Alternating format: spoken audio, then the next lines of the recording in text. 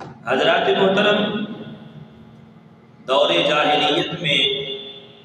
یتیم بچوں اور بیٹیوں کے ساتھ انتہائی ناروا سلوک کیا جاتا تھا، جیسے یتیم پر ظلم و ستم کرنا، اس کے مال پر قبضہ جما لینا، تقاضا کرنے پر مال مانگنے پر انکار کر دینا، پرورش کے نام پر اس کے مال کو ہڑپ کر دینا، محض یتیم بچی کے مال کا وارث بننے کے لیے اس کے ساتھ نکاح کر لینا، اسی طرح بیٹیوں کو اپنے لیے باعث عار سمجھنا، انہیں اپنی تذلیل اور توہین کا سبب جاننا، اپنی جگر پاروں کو اپنے ہی ہاتھوں زندہ زمین میں دفن کر دینا، باپ کے مرنے پر رشتہ داروں کا اسے وراثت سے حصہ نہ دینا، فرمائے کہ اس طرح کے یہ معاشرے کا ایک سیاہ باب ہے، فرمائے جو اسلام سے پہلے یہ ساری چیزیں ہوتی۔ ایسے ہی اس دور میں غریب، مسکین اور بے بس و لاچار افراد پر بھی انتہائی ذلت و حقارت بھرے سلوک کا سامنا کرتے ہو، اور امیروں کے تکبر و غرور اور انانیت کا بڑی بے دردی سے نشانہ بنتے تھے۔ جب ظلمت و جہالت کے اس دور میں دو جہاں کے تاجور سلطان بحر بر محبوب رب اکبر صلی اللہ علیہ وآلہ وسلم کا نور چمکا تو سسکتی ہوئی انسانیت کو امید کی کرن نظر آئی، اور دین اسلام کا سورج طلوع ہوتے ہی ان کمزور و لاچار انسانوں سے ظلم و ستم اور جبر و قہر کے بادل چھٹنا شروع ہو گئے، اور اس دین کی انتہائی عمدہ، نفیس اور روشن تعلیمات کے نتیجے میں یتیموں کو ان کے سرپرستوں کی طرف سے شفقت و پیار ملا، ان کے مالوں سے ناجائز قبضہ ختم ہوا، باشعور ہونے پر ان کے مال کے سپرد کر دیے گئے، سرپرست یتیموں کا مال کھانے سے ڈرنے لگے، بیٹیوں کو اپنے لیے شرم و عار کا باعث سمجھنے والے انہیں اپنی عزت و وقار کا سبب قرار دینے لگے، ان کی اچھی پرورش کو مقصد حیات سمجھنے لگے، غریبوں، مسکینوں اور بے بسوں کی تعظیم و توقیر کی جانے لگی، لوگ ان کے ساتھ احسان کرنے اور انہیں اپنے حسن سلوک کا حقدار شمار کرنے لگ گئے۔ اس طرح کے بہت سارے فرمائے کے مسائل تھے، غربا، مساکین، یتامہ، بیواؤں کے ساتھ جو ظلم و ستم ہوتا، اس کا مداوع اللہ کے محبوب علیہ السلام کی تشریف آوری سے ہوا۔ اللہ رب العالمین نے قرآن پاک میں ارشاد فرمایا وَخْفِضْ جَنَاحَكَ لِلْمُؤْمِنِينَ، اور مسلمانوں کو اپنے رحمت کے پروں میں لے لو۔ مفسر قرآن علامہ احمد ساوی رحمۃ اللہ تعالی علیہ تفسیر ساوی میں فرماتے ہیں، یعنی اے محبوب صلی اللہ علیہ وآلہ وسلم، آپ مسلمانوں کے لیے تواضع فرمائیں اور انہیں اپنی رحمت کے پروں میں اس طرح لے لیں جیسے پرندہ اپنے بچوں پر رحمت و شفقت کرتے ہوئے انہیں اپنے پروں میں چھپا لیتا ہے، اپنے پروں میں چھپا لیتا ہے۔ آپ فرمائے کہ اپنے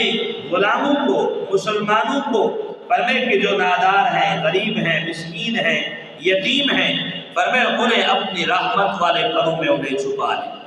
اللہ تبارک و تعالی نے اپنے محبوب علیہ السلام کی صورت میں فرمائے کہ امت پر شفقت و رحمت فرمائے۔ تاجدار رسالت شہنشاہ نبوت صلی اللہ علیہ وآلہ وسلم نے اللہ کے اس فرمان عالی شان کی تکمیل کے لیے اپنی امت پر کمال شفقت و رحمت اور مہربانی فرمائی۔ اللہ تبارک و تعالی نے قرآن پاک میں ارشاد فرمایا لَقَدْ جَاءَكُمْ رَسُولٌ مِّنْ أَنفُسِكُمْ عَزِيزٌ عَلَيْهِ، بے شک تمہارے پاس تشریف لائے تم میں سے وہ رسول جن پر تمہارا مشقت میں پڑنا گرا گزرتا ہے، تکلیف تمہیں ہوتی ہے، فرمائے مشکل میں تم ہوتے ہو، فرمائے کہ صدمہ تکلیف میرے محبوب کو ہوتی ہے، فرمائے کہ بیمار تم ہو، مصیبت میں تم ہو اور تکلیف میرے محبوب کو پہنچتی ہے، فرمایا کہ عزیز علیہ ما عنتم حریص علیکم بالمؤمنین رؤوف الرحیم، تمہاری بھلائی کے نہایت چاہنے والے مسلمانوں پر کمال مہربان ہے، کمال مہربان ہے۔ حضرت سیدنا ابی بن کعب رضی اللہ تعالیٰ عنہ سے روایت ہے، سرکار نامدار مدینے کے تاجدار صلی اللہ علیہ وآلہ وسلم نے ارشاد فرمایا، اللہ تعالیٰ نے مجھے 3 سوال عطا فرمائے کہ میں اللہ کی بارگاہ میں 3 مرتبہ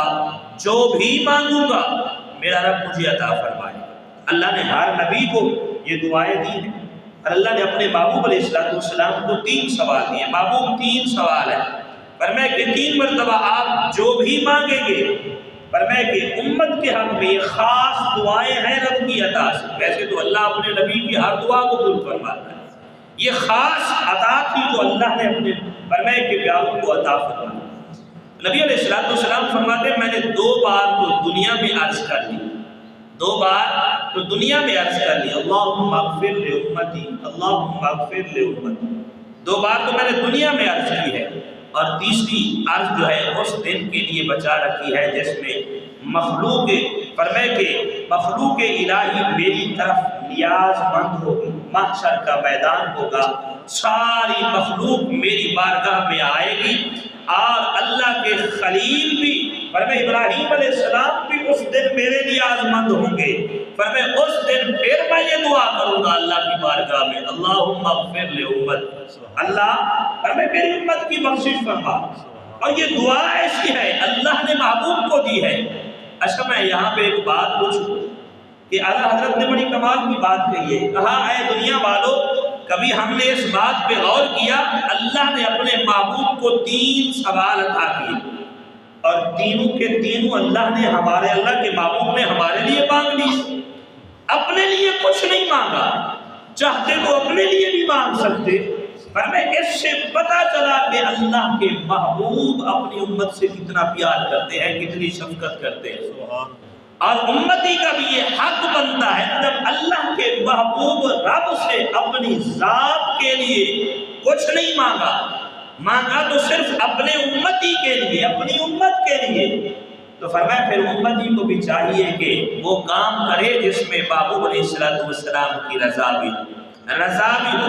اعلیٰ حضرت امام اہل سنت فرماتے ہیں کہ حضور پاک صلی اللہ علیہ وسلم نے یہ انداز اپنایا، اپنے لیے کچھ بھی نہ مانگا تو صرف اپنی امت کے لیے مانگا۔ اور اللہ رب العالمین نے قرآن پاک میں ارشاد فرمایا وَاصْبِرْ نَفْسَكَ مَعَ الَّذِينَ يَدْعُونَ رَبَّهُمْ بِالْغَدَاةِ وَالْعَشِيِّ، اور اپنی جان ان سے مانوس رکھو جو صبح و شام اپنے رب کو پکارتے ہیں، یریدون وجہ، پر میں اس کی رضا چاہتے ہیں، ولا تعد عیناک عنہم، اور تمہاری آنکھیں انہیں چھوڑ کر اور کسی پر نہ پڑے، ترید زینت الحیات الدنیا، کیا تم دنیا کی زندگی کا فرمائے کہ اس کی زینت چاہتے ہو؟ اس آیت کے ابتدائی حصے کی تفسیر علماء نے بیان فرمائی کہ ترید زینت الحیات الدنیا، تفسیر روح البیان میں ہے کہ رسول اکرم شاہ بنی آدم صلی اللہ علیہ وآلہ وسلم کو حیات دنیا کی زینت سے کوئی نسبت نہیں، دنیاوی زندگی سے کوئی نسبت نہیں، اور نہ ہی آپ کو اس کی طرف کوئی توجہ ہے۔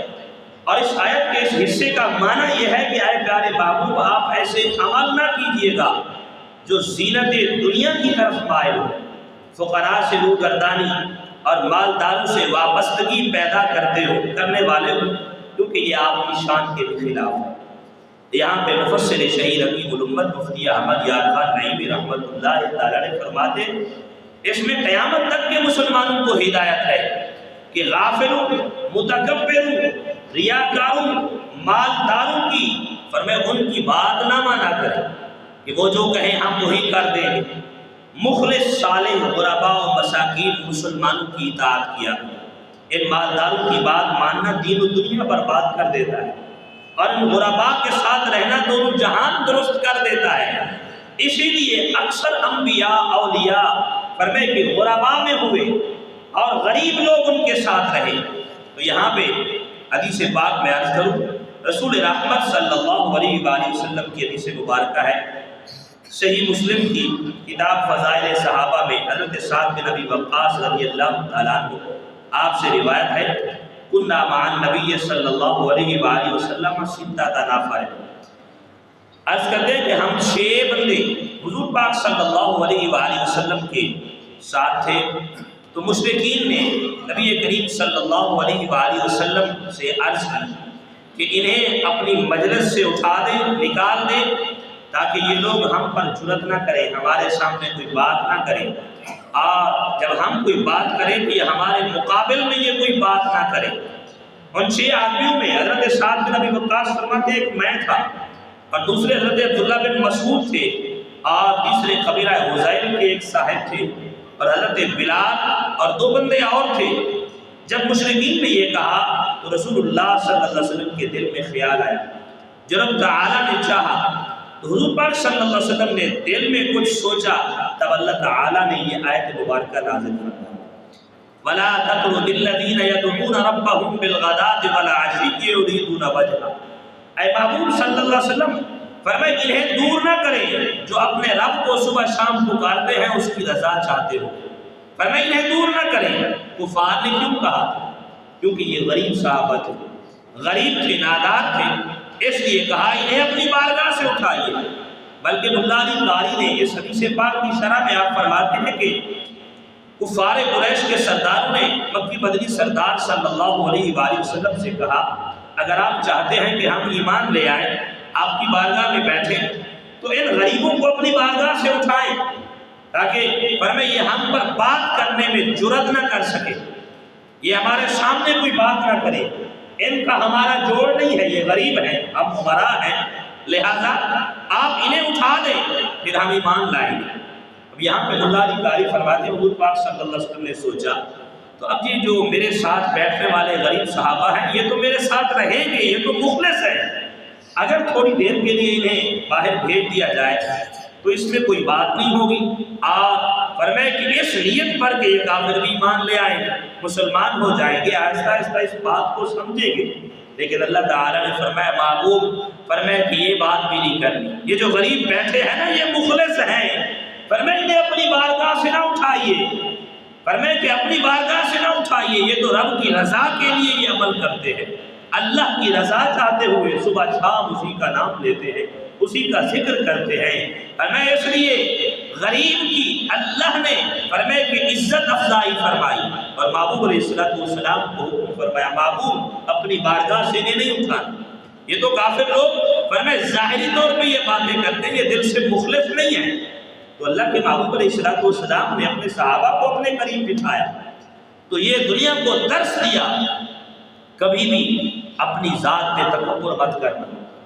یہ غریب ہے، نادار ہے،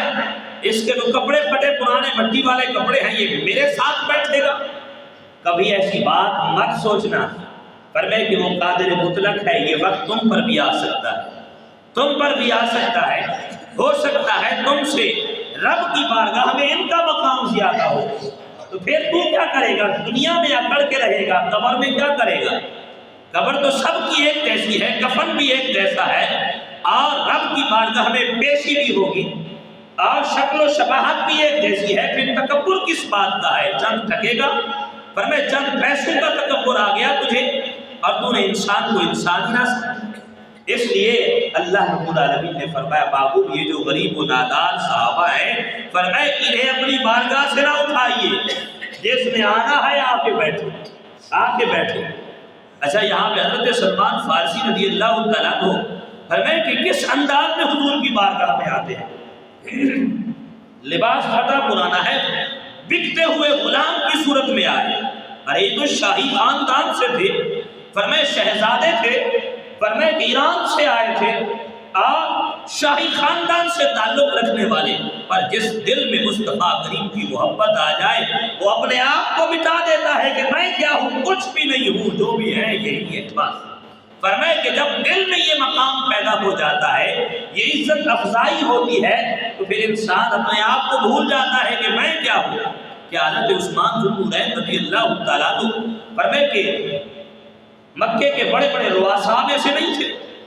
سب سے فرمائے کہ امیروں میں سے حضرت عثمان غنی کا پہلا نام آتا ہے، تو کیا وہ حضور کی بارگاہ میں نہیں آئے؟ ایک مرتبہ سردیوں کے دن تھے، سخت سردیاں تھیں، علماء نے لکھا اس وقت آپ کے 400 غلام تھے، ایک دو نہیں، 400 غلام تھے آپ کی خدمت میں تھے۔ تو آپ رات کو اٹھے،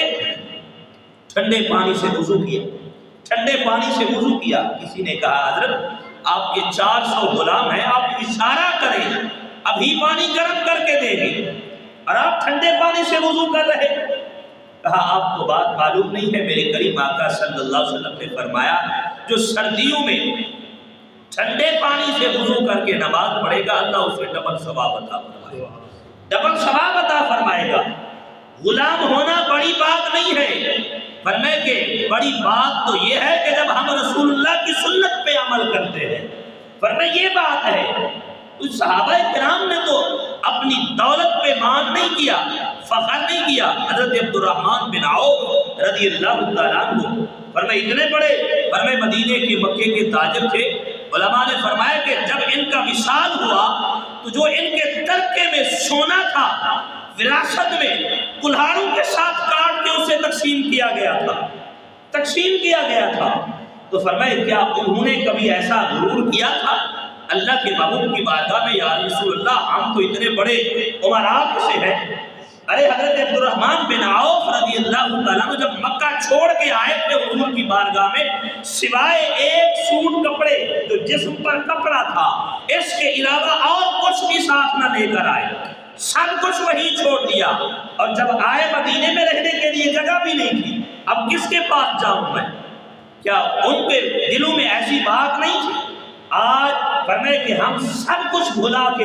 ہم سمجھتے ہیں، فرمائے کہ سب کچھ ہے تو دولت ہے، پیسہ ہے، اس کے علاوہ اور کچھ نہیں ہے۔ لیکن جیسے ہی ظاہری آنکھ بند ہوتی ہے تب یہ باتیں سمجھ آتی ہیں، ارے غریبوں کے ساتھ شفقت والی نیکی بھی آج کام آنے والی ہے، ہاں یتیموں کے سر پر جو ہاتھ پھیرا وہ بھی آج کام آنے والا ہے، اور کسی کے فرمائے ساتھ دل میں جو محبت رکھی ہے وہ بھی آج کام آنے والی ہے۔ جو ہم تکبر کیا کرتے تھے وہ آج ہمارے لیے نقصان دہ ہے۔ اس لیے رسول اللہ صلی اللہ علیہ وآلہ وسلم نے غریب و نادار لوگوں سے محبت و شفقت کا حکم دیا۔ اور حدیث پاک حضرت ابو حبیرہ عائص بن عمرو موزلی، اور یہ بیعت رضوان والے صحابہ میں سے فرمائے کہ انہوں نے بیعت رضوان کی تھی، اور یہ بیان کرتے ہیں کہ ان ابا سفیان اتی علی سلمان و صہیب و بلال فی نفر فقالوا ما اخذت سیوف اللہ من عدو اللہ ما اخذها۔ تو یہ حضرت ابو حبیرہ عائص بن عمرو موزلی رضی اللہ تعالیٰ عنہ حدیث کے راوی ہیں، جو اصحاب بیعت رضوان میں سے فرماتے ہیں کہ حضرت سلمان فارسی رضی اللہ تعالیٰ عنہ، حضرت صہیب رومی اور حضرت بلال حبشی رضی اللہ تعالیٰ ظاہراً فرمائے یہ تینوں غلام تھے آئے، لیکن اللہ کے محبوب کی بارگاہ میں، اللہ کی بارگاہ میں ان کا کیا مقام ہے، جن کو امیر المومنین عمر فاروق رضی اللہ تعالیٰ عنہ بھی کہا کرتے تھے اے بلال انت سیدنا، بلال آپ ہمارے سردار ہیں۔ یہ تو رسول اللہ کے غلام ہیں، فرمائے آپ ہمارے سردار ہیں۔ یہ مقام فاروق اعظم بھی دیا کرتے تھے۔ اب یہ تینوں غریب صحابہ فرمائے وہاں پہ بیٹھے ہیں، تو وہاں سے ابو سفیان جو تھے فرمائے کہ یہ آئے، وہاں سے ان کا گزر ہوا، تو ان سب نے کہا اللہ کی تلواریں اللہ کے دشمن کی گردن میں اپنی جگہ سے نہیں گزری۔ مطلب یہ تھا کہ ابھی ہماری تلواریں آپ کی گردن پر نہیں آئی، آپ بچ گئے۔ یہ سن کر ابو بکر صدیق نے یہ کلمات سن لیے۔ ابو بکر صدیق رضی اللہ عنہ نے فرمایا کیا تم قریش کے شیخ اور ان کے سردار کے بارے میں اس طرح کہتے ہو؟ پھر آپ رضی اللہ تعالیٰ عنہ یعنی صدیق اکبر حضور کی بارگاہ میں حاضر ہوئے اور آ کے عرض کی یا رسول اللہ یہ تینوں جو صحابہ ہیں یہ بیٹھے تھے، انہوں نے یہ بات کہی ہے اور میں نے ان کو یہ جواب دیا ہے۔ آگے سنیے، وہ تو کافر تھے، ان کو یہ بات کہی گئی، ابو سفیان کافر تھے، ان کو یہ بات کہی گئی، اور کہنے والے یہ صحابہ تھے، سننے والے صدیق اکبر تھے۔ اب جب رسول اللہ کی بارگاہ میں یہ بات پہنچی تو میرے کریم آقا نے کس طرح عزت افزائی فرمائی، کہا ابو بکر تو نے اپنے بھائیوں کو ناراض کیا ہے؟ اگر تو نے ان کو ناراض کیا ہے تو تو نے رب کو ناراض کیا ہے۔ رسول اللہ کس کو فرما رہے؟ صدیق اکبر کو۔ فرمایا ابو بکر اگر تم نے ان کو ناراض کیا ہے تو تم نے رب کو ناراض کیا ہے۔ صدیق اکبر فرماتے جب رسول اللہ نے یہ بات کہی تو میں وہاں سے اٹھا پھر ان کے پاس آیا، میں نے کہا اے بھائیوں، کیا میں نے آپ کو ناراض کیا ہے؟ کیا میری وجہ سے آپ کو تکلیف پہنچی ہے؟ تو سب نے یک زبان کہا اے ابو بکر ہم آپ سے ناراض نہیں ہیں، اللہ آپ کی بخشش فرمائے، اللہ آپ کی بخشش فرمائے۔ تو یہ دعائیہ کلمات بھی دیے، اس لیے حکم فرمایا کہ نیک لوگوں کا احترام کیا کرو۔ فرمائے کہ جو نیک متقی ظاہراً بھی ہے، اندر کی کیفیت ہم نہیں جانتے، ہم اندر کے فیصلے کرنے والے نہیں ہیں کہ اس کے دل کی کیفیت کیا ہے، ہم اس کے مطابق فیصلہ کر دیں، یہ ہم نہیں جانتے، یہ میرا رب جانتا ہے۔ آپ ظاہراً جس کو آپ نیک اور متقی پرہیزگار دیکھیں، 5 وقت کا نمازی ہے، قرآن پڑھنے والا ہے، شریعت نے حکم دیا اس کی عزت و احترام کرو، احترام کرو۔ اللہ نے قرآن میں فرمایا وَإِذَا جَاءَكَ الَّذِينَ يُؤْمِنُونَ بِآيَاتِنَا فَقُلْ سَلَامٌ۔ فرمایا کہ جب تمہارے پاس وہ حاضر ہوں جو ہماری آیتوں پر ایمان لائے، فرمایا جو ہماری آیتوں پر ایمان لائے ہیں تو پھر تم انہیں سلام کہو، اللہ کی طرف سے سلامتی ہو تم پر، سلام۔ فرمایا کہ سلام علیکم، تم پر سلامتی ہو، کتب ربکم علی نفسہ الرحمہ، اللہ نے اپنے ذمہ کرم پر یہ لازم کر دیا ہے کہ وہ ان پر رحمت کرتا، وہ ان پر رحمت کرے۔ تو یہ میرے رب کا آرڈر ہے۔ جو نیک متقی ہیں، پرہیزگار ہیں، تقوی اختیار کرنے والے ہیں، ان کی عزت و تکریم کا اللہ نے حکم دیا۔ حضرت سیدنا ابو موسیٰ اشعری رضی اللہ تعالیٰ عنہ سے روایت ہے، سرکار مدینہ صلی اللہ علیہ وآلہ وسلم نے ارشاد فرمایا بوڑھے مسلمان اور اس حامل قرآن کا احترام کرنا جو نہ تو اس میں زیادتی کرے اور نہ اس سے دور رہے، یعنی قرآن پڑھنے والا، قرآن کی تعظیم کرنے والا، جو قرآن کا ادب و احترام کرتا ہے، ایک تو قرآن کو پڑھتا ہے، اپنی طرف سے اس میں ملاوٹ بھی نہیں کرتا اور قرآن سے دور بھی نہیں ہوتا، فرمائے کہ اس کا ادب و احترام کرو۔ اور عادل بادشاہ کا احترام کرنا یہ اللہ کی تعظیم کی طرح ہے، اللہ کی تعظیم کی طرح ہے، یہ اللہ کے محبوب علیہ السلام فرما رہے ہیں۔ اور یہ تو بات بڑی کمال کی ہے کہ اللہ کے محبوب علیہ السلام نے اس وقت یہ لفظ بھی ساتھ کہہ دیا کہ عادل بادشاہ کا، وگرنہ آج تو لوگ فرمائے بادشاہ کا احترام کرنا بھی اللہ کی طرح ہے، فرمائے اس طرح بھی لفظ بول کے لوگوں کو گمراہ کرتے ہیں، لیکن اللہ کے محبوب علیہ السلام نے یہ لفظ ساتھ کہہ کے بتایا تھا جو عدل و انصاف کرنے والا ہو، فرمائے کہ اس کی عزت و تعظیم ہے، اور جو قرآنی احکامات کو پیچھے چھوڑ کر عدل و انصاف کو چھوڑ دے اس کی کوئی عزت نہیں، کوئی عزت نہیں ہے۔ عزت و تکریم فرمائے کہ صرف اللہ اور اس کے فرمان کے رسول کے فرمان کے مطابق ہے۔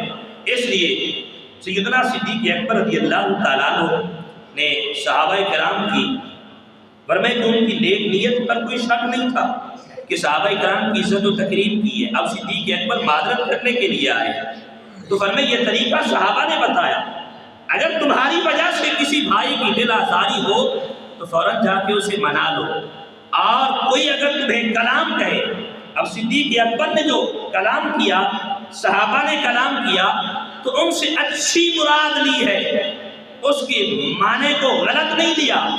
کہ اب کوئی بات یہ کہہ رہا ہو، کوئی بات بھی کرے تو آگے سے اس کا الٹ مطلب لیا جاتا ہے، الٹ مطلب لیا جاتا ہے، اور یہی الٹا مطلب جو ہے فرمائے کہ اس طرح کے شکوک و شبہات پیدا کرتا ہے، اس کے خلاف حسد پیدا ہوتا ہے، بغض پیدا ہوتا ہے، فرمائے کہ نفرتیں پیدا ہوتی ہیں، دشمنیاں پڑتی ہیں کہ اس کی وجہ سے کسی نے ایک بات کہی، اب اس کا الٹ مطلب لے لیا، اب اپنی طرف سے تو مطلب بنا لیا اور کتنے سارے گناہ ہو گئے، حسد بھی دل میں آیا، نفرت بھی پیدا ہوئی، بغض بھی آیا، اور اس کے خلاف طرح طرح کی باتیں بھی کر رہا ہے۔ اس سے ہوتا کیا ہے؟ اپنے گناہ ضائع ہو رہے،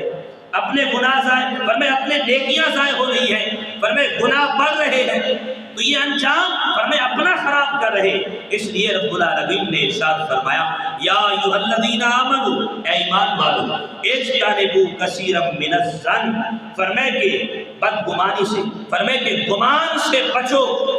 بہت زیادہ گمان سے بچو، کیونکہ ان بعد الظن اثم، فرمائے بعض گمان گناہ بھی ہوتا ہے، گناہ بھی ہوتا ہے۔ ہم کسی کے بارے میں کچھ گمان کر رہے ہوتے ہیں، ایسا ہوگا ایسا ہوگا، حقیقت میں وہ ایسا نہیں ہے، تو یہ گناہ ہمارے کھاتے میں لکھا جائے گا، تو مفت میں ہم گناہ کر رہے ہوتے ہیں۔ اس لیے رسول اللہ صلی اللہ علیہ وآلہ وسلم نے ان چیزوں سے منع فرمایا۔ حضرت سیدنا ابو ہریرہ رضی اللہ تعالیٰ عنہ سے روایت ہے، شہنشاہ مدینہ قرار قلب و سینہ صلی اللہ علیہ وآلہ وسلم نے ارشاد فرمایا باہمی عداوت سے بچو، کیونکہ یہ دین کو خراب و برباد کر دینے والی چیز ہے۔ ظاہری فرمائے کہ کسی کے خلاف غلط ذہن میں بات آ گئی، بس اسی پہ ڈٹ گیا۔ اگر کوئی غلط وسوسہ ہے، کسی کے خلاف کوئی بات غلط گمان پیدا ہو رہا ہے، تو جاؤ اپنے بھائی کے پاس، فرمائے کہ وہ غلط گمانی جو ہے دور کرو، بدگمانی دور کرو۔ جب تک وہ بدگمانی رہے گی، وہ بندہ سامنے آئے گا، طرح طرح کی باتیں آئیں گی۔ اور نبی علیہ السلام نے فرمایا کہ جب تم کسی کے خلاف دل میں فرمائے یہ وسوسے پیدا کرتے ہو، یہ فرمائے تمہارے دل کا، تمہارے دماغ کا بھی گناہ ہے، ان سے اپنے آپ کو بچاؤ۔ اور کوئی بھی بات کرے، اگر بات سمجھ نہیں آئی، اس کا فرمائے غلط مفہوم ذہن میں آ رہا ہے، تو جا کے اپنے بھائی سے پوچھو یار آپ نے یہ بات کہی تھی، اس کا مطلب کیا تھا؟ مجھے یہ بات سمجھ نہیں آئی، آپ نے کس کے خلاف بات کی ہے؟ تو جب تک بات سمجھے نہیں گئی، یہ غلط وسوسے، غلط فرمائے خیالات پیدا ہوتے رہیں گے، اور ان سے کیا ہوگا؟ ہمارے گناہ بڑھتے رہیں گے۔ وہ حدیث مبارکہ بار بار بیان کرتا ہوں، نبی پاک صلی اللہ علیہ وسلم نے فرمایا قیامت والے دن ایک بندہ اللہ کی بارگاہ میں پیش ہوگا، اور دنیا میں اس نے کثرت سے نیک اعمال کیے ہوں، نمازیں بھی پڑھتا تھا، قرآن بھی پڑھتا تھا، روزے بھی رکھتا، صدقہ خیرات بھی کرتا، سارے عمل کرتا تھا، لیکن جب قیامت والے دن اس کا نامہ اعمال اس کے ہاتھ میں پکڑایا جائے گا اور حکم ہوگا اقرا کتابک، پڑھ اپنے نامہ اعمال، تو جب کھول کے دیکھے گا اس میں ایک بھی نیکی نہیں، حیران رہ جائے گا، مولا میں نے ساری زندگی نمازیں پڑھی ہیں، قرآن پڑھا ہے، نیک اعمال کی کثرت کی ہے، میری نیکیاں کدھر گئی؟ اللہ کے محبوب علیہ السلام فرماتے پھر میرا رب کہے گا اے بندے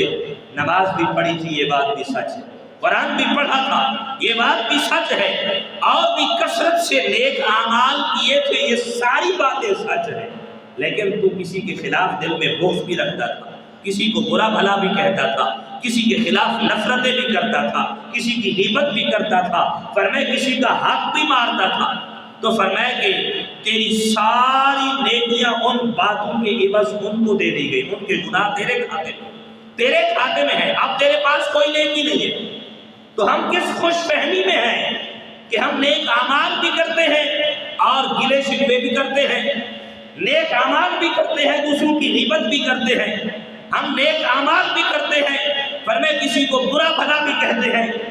تو ہم اس خوش فہمی میں ہیں کہ یہ نیکیاں ہمارے کام آنے والی ہیں، کل قیامت کے دن یہ نیکیاں ہمارے پلے میں نہیں ہیں۔ اس لیے رسول اللہ صلی اللہ علیہ وآلہ وسلم نے فرمایا باہمی عداوت سے بچو، یہ تمہارے دین کو خراب اور برباد کر دینے والی چیز ہے۔ حضرت سہل بن سعد رضی اللہ تعالیٰ عنہ سے روایت ہے، رسول اللہ صلی اللہ علیہ وآلہ وسلم نے ارشاد فرمایا میں اور یتیم کی کفالت کرنے والا جنت میں اس طرح ہوں گے۔ پھر رسول اللہ صلی اللہ علیہ وسلم نے یہ دو انگلیوں کا اشارہ کیا، فرمائے کہ نبی علیہ السلام نے وَأَشَارَ بِالسَّبَابَةِ وَالْوُسْطَىٰ، فرمائے کہ دونوں انگلیوں کا اشارہ کیا، کہا جس طرح یہ دو انگلیاں آپس میں جڑی ہوئی ہیں، یتیم کی کفالت کرنے والا کل قیامت کے دن جنت میں میرے ساتھ ایسے ہی ہوگا۔ اور یتیم کہتے کسے ہیں؟ آج فرمائے کہ ہم ہر کسی کو یتیم بنا دیتے ہیں، یہ بھی یتیم ہے، یہ بھی ہے، تو فرمایا کہ یتیم اس نابالغ بچے یا بچی کو کہتے ہیں جس کا والد کا انتقال ہو چکا، اور یہ بچے امیر ہوں یا غریب ہوں، دونوں صورتوں میں یتیم ہی شمار ہوں گے۔ اور فقہ حنفی کی کتب ہے، تکملہ بحر الرائق میں ہے کہ یتیم وہ نابالغ بچہ ہے جس کا والد فوت ہو چکا ہو، خواہ وہ نابالغ مالدار ہو یا فقیر ہو۔ اور یہاں پہ فقہا نے ایک بڑی بات کہی، کہتے ہیں کہ اس کو یتیم کب تک کہا جائے گا؟ اب یہ نہیں کہ ساری زندگی اسے ہم یتیم کہتے رہے، جب تک وہ نابالغ ہے اسے یتیم سمجھا جائے، جب وہ بالغ ہو گیا ہے، خود کفیل ہے، پھر وہ یتیم نہیں رہا، اب وہ خود کفیل ہے۔ اس کی یہ یتیمی والا جو لفظ اس کے ساتھ ملا رہے ہیں یہ اس کے نابالغ ہونے تک ہے، جب وہ بالغ ہو گیا اب وہ یتیم نہیں رہا، فرمائے کہ وہ خود کفیل ہے، اب اپنی سنبھال کرنے والا، اپنے مال کو سنبھالنے والا اور اپنے لیے کمانے والا وہ خود بن گیا ہے، اب وہ یتیم نہیں رہا۔ یتیم کی کفالت کرنے والے سے مراد وہ شخص ہے جو اس کی پرورش اور تعلیم و تربیت کی ذمہ داری اپنے اوپر لیتا ہے۔ علامہ بدر الدین عینی رحمۃ اللہ علیہ آپ عمدۃ القاری میں فرماتے ہیں کہ یتیم کی کفالت کرنے والے سے مراد وہ شخص ہے جو اس کے معاملات اور ضروریات کا انتظام کرے۔ اور علامہ بدر الدین عینی فرماتے ہیں حضور پاک صلی اللہ علیہ وسلم نے اپنی مبارک انگلیوں میں کشادگی کرنے سے مقصود اس بات کی طرف اشارہ تھا کہ انبیاء کرام علیہ السلام اور امتیوں کے درجے میں فرق ہے۔ یہ انگلیاں ایسے رکھی نا تو ان کے درمیان جو فرق تھا یہ بات بتائی، برابر نہیں کیا، پر میں یہ بات بتائی امتی اور نبی میں فرق ہے، لیکن امتی اگر یہ نیک عمل کرے گا کل قیامت کے دن اپنے نبی کے ساتھ جنت میں ہوگا۔ آپ فرماتے ہیں کہ حضرت سیدنا علی بن خلف قرطبی رحمۃ اللہ تعالی فرماتے ہیں جو مسلمان اس حدیث پاک کو سنے اس پر لازم ہے کہ وہ یتیم کی کفالت کرنے پر راغب ہو تاکہ اسے جنت میں تاجدار مدینہ صلی اللہ علیہ وآلہ وسلم اور انبیاء و مرسلین کی رفاقت نصیب ہو۔ یہ کتنا بڑا فرمائے مقام ہے، کتنا بڑا درجہ ہے جو اللہ کے محبوب علیہ السلام نے فرمایا، یتیم کی کفالت کرنے پر اللہ کے محبوب کا قرب ملے گا جنت کے اندر۔ کون نہیں چاہتا کہ جنت میں مجھے اللہ کے محبوب کا قرب نصیب ہو؟ فرمائے کہ اور وہ تو اعلیٰ مقامات پہ ہوں گے، انبیاء و مرسلین کا قرب کون نہیں چاہتا؟ تو فرمایا یہ آسان سا عمل ہے، یہ عمل تم کر لو، اللہ اپنے محبوب کا قرب تمہیں نصیب فرمائے گا۔ حضرت ابو ہریرہ رضی اللہ تعالیٰ عنہ حدیث کے راوی ہے، دو جہاں کے تاجور سلطان باربار صلی اللہ علیہ وسلم نے ارشاد فرمایا اپنے خاندان یا غیر کے کسی کا بھی یتیم کو پالنے والا فرمائے کہ میں اور فرمائے جنت میں اس کے فرمائے بالکل قریب ہوں گے۔ حدیث پاک وہی، اب یہ نہیں سمجھا، یہاں پہ یہ بات سمجھانے کا مقصد یہ تھا کہ ایک تو ہے کہ اپنے بھائی کا بیٹا ہے، بھتیجا ہے، بھانجا ہے، کوئی یتیم بچہ ہے، اس کی کفالت کرتے، یہ تو اپنا قریبی ہے، اور دوسری بات کسی اور کا بچہ ہے یتیم وہ فرمائے کہ اس کی ماں یا اس کا باپ فوت ہو گیا، اور یہاں پہ یہ بات بھی فقہا نے بیان فرمائی ہے کہ اگر ماں فوت ہو جائے بچہ یتیم نہیں ہوتا، باپ ہے اس کے سر پر شفقت کا ہاتھ پھیرنے والا ہے، جب باپ فوت ہو جائے تب بچہ یتیم ہوتا ہے، تب اس کو یتیم کہا جائے گا۔ اور فرمایا کہ اگر کسی اور کا بچہ ہے جو تمہارا رشتہ دار بھی نہیں ہے، قریبی بھی نہیں ہے، کسی کا ہے، بچہ ہے، یتیم ہے، اب اس کی تم نے کفالت کی ہے، اس کی دیکھ بھال کی ہے، اللہ کے محبوب علیہ السلام نے فرمایا جس نے کسی اور کے بچے کی بھی کفالت کی ہے وہ بھی جنت میں میرے ساتھ ہوگا،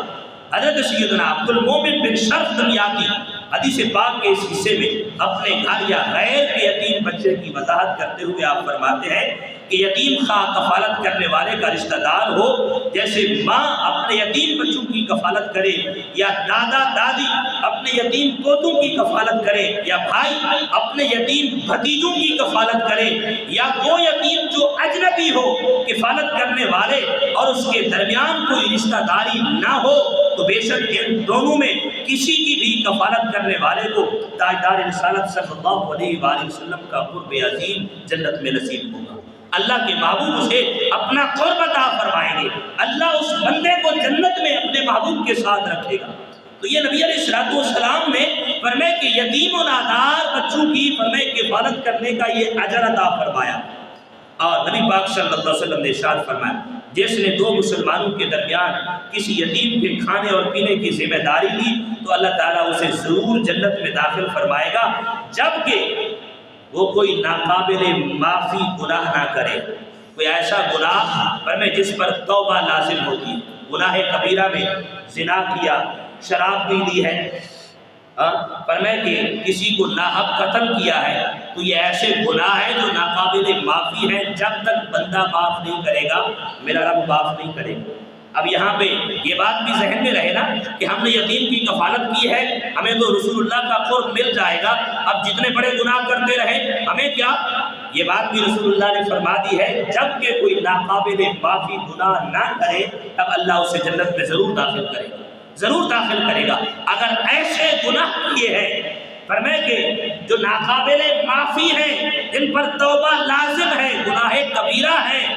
جب تک وہ گناہوں کی معافی تلافی نہیں کروائے گا اللہ اسے معاف نہیں کرے گا، معاف نہیں کرے گا. اور دوسری حدیث مبارکہ، جس نے 3 یتیموں کی پرورش کی اسے رات کو قیام، دن میں روزہ اور صبح شام راہ خدا میں اپنی تلوار چلانے کا ثواب دیا جائے گا، ثواب دیا جائے گا. اور رسول اللہ صلی اللہ علیہ وسلم نے فرمایا میں اور وہ بندہ جس نے یتیموں کی کفالت کی ہے جنت میں اس طرح ہوں گے جس طرح 2 بھائی آپس میں رہتے ہیں، 2 بھائی آپس میں رہتے ہیں جس طرح یہ دونوں ہیں. اور نبی پاک صلی اللہ علیہ وسلم نے پھر انگلیوں کا اشارہ کیا